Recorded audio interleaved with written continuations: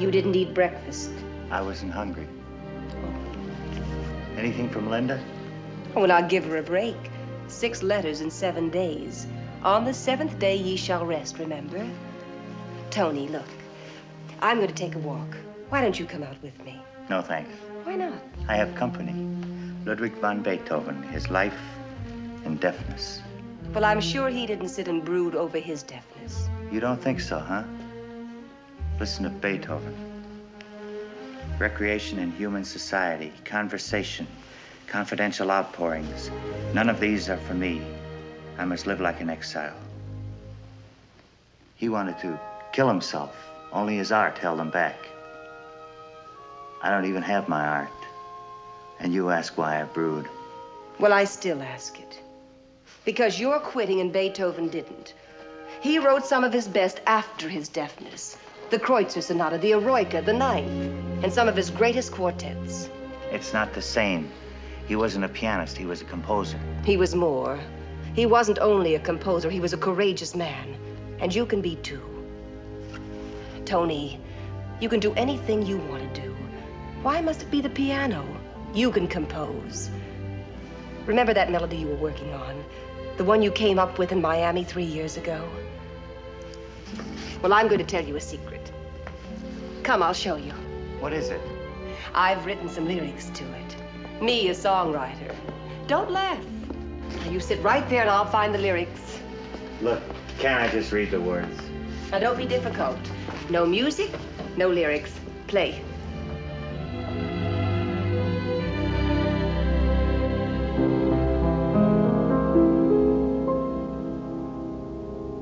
I'll be yours, sincerely yours, all my life, sincerely yours. Night and day I'll pray you're mine, spring or fall,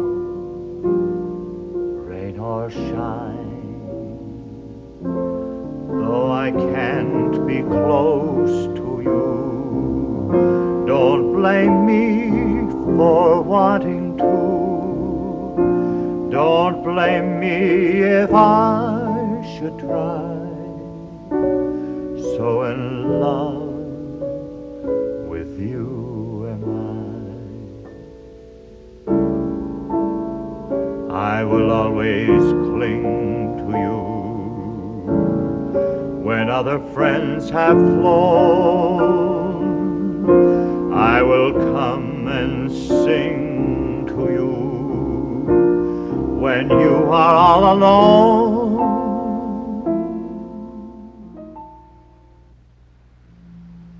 It's no use, Marion. The words are fine, but there's no music. Playing what I can't hear You've got to is... play, Tony. Your deafness is just another test. You've got to face it. A test? Exactly that.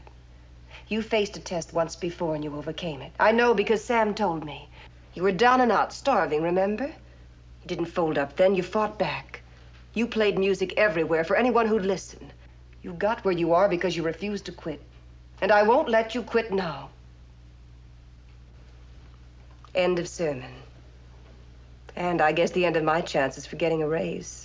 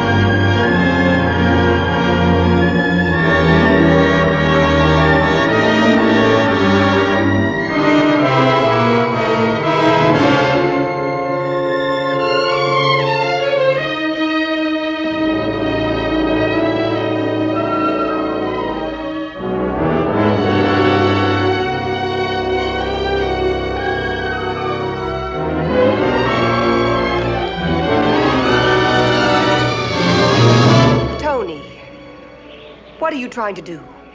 I look at you and I don't understand. How much of a coward can one man be? All right, maybe I am a coward. Maybe I don't have the phony heroics you like to see in people. But I know how I feel inside. And I know how the people down there feel. And it makes me wonder. Wonder about God. A God who hasn't time. Hasn't time to help anyone who needs him.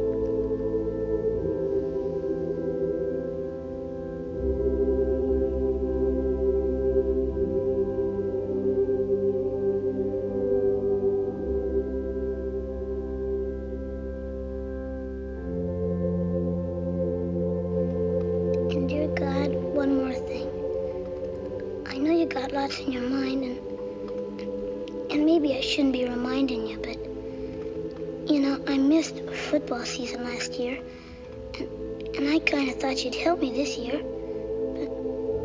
but so far, well, I missed the first 2 games. I guess you've just been too busy.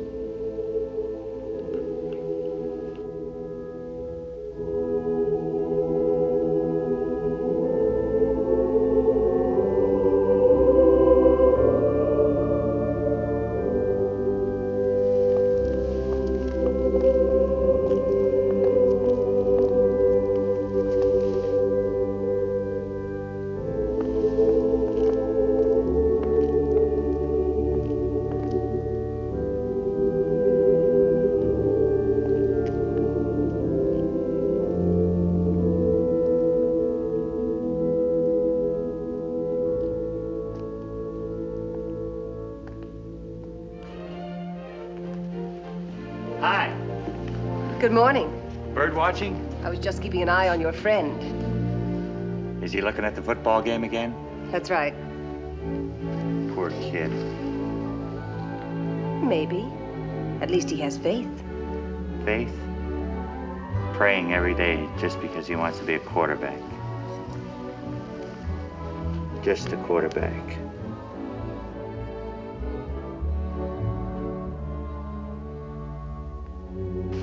I guess it's that time. We'd better be getting to church. I'm not going, Grandpa. Why not? Because I don't believe it anymore. You don't believe what, Alvy? That praying can help. Of course it can. It can get miracles.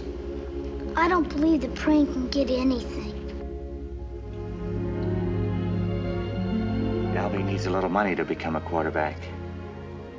Talk to his grandfather, get their address. Tell him they'll have the money for the operation by tomorrow morning. They'll most likely want to know who's paying for it. Just say a friend. Now get down there before they leave, or you won't get that raise. Right, boss. Morning, Sam. Yeah. How's our human radar this morning? Did he see Lady Godiva yet? Whatever he's been seeing sure works up an appetite. He had grapefruit, 4 eggs, 6 pieces of bacon, and 3 cups of coffee. Some breakfast. Oh, and a stack of cinnamon toast with jelly.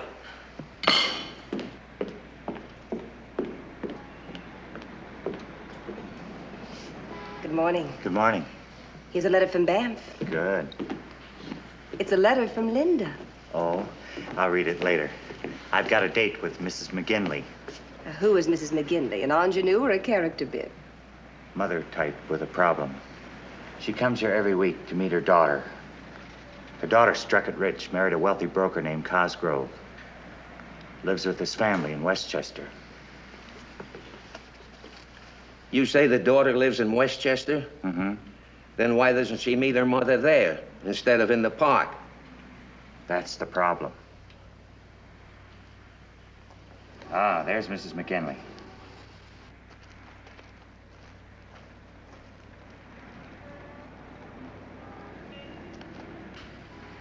And here comes the daughter. Hi, Mom. Hi. Ma, you look pretty. You say they meet down there every week? Every week. I still don't get it. Oh, no, Sarah, I don't want it this week. I appreciate it, of course, but it's not what I want from you. Oh, Mother, you're not going to start that all over again. I just don't understand it. 7 months since you ran off and married him, and I haven't met him, and I haven't met his family. But I told you it takes time. What time? Why? I'm your mother. I'm in New York. Don't they ever ask you about your mother? Of course they do. I've told them all about you. All about me? Well, not exactly. Mother, how can I explain it to you? I wanted so much to marry him, and I wanted his family to approve. So when it started, I made up things. All kinds of things about our background. And I told him you lived in the West. Mother, I'm sorry I told all those lies, but it's done. And soon, when I feel more secure, I'll bring you to Westchester and you can meet them. What's going on? Plenty. Do you want to tell us? Later. Don't misunderstand, Mother. Dick likes me for myself. The Cosgroves do, too. Sure they do. You're a McGinley. Now, no more fretting. I'm sorry if I upset you. I guess I just get lonely sometime. But I'll be all right. You better run along now. You'll be late for your lunch. Will you take the money, Mother, please? I'd better. I'll see you here next week, and we'll have a wonderful time.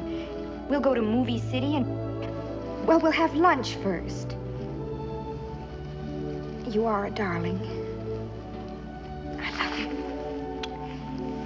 Bye, Sarah. Oh, and Sarah, you're getting too thin. Don't try to look like those society girls. You eat 3 square meals a day. Okay, Mother. Next week. A small American tragedy. Mrs. McGinley gets everything from her daughter except recognition, respect, and love.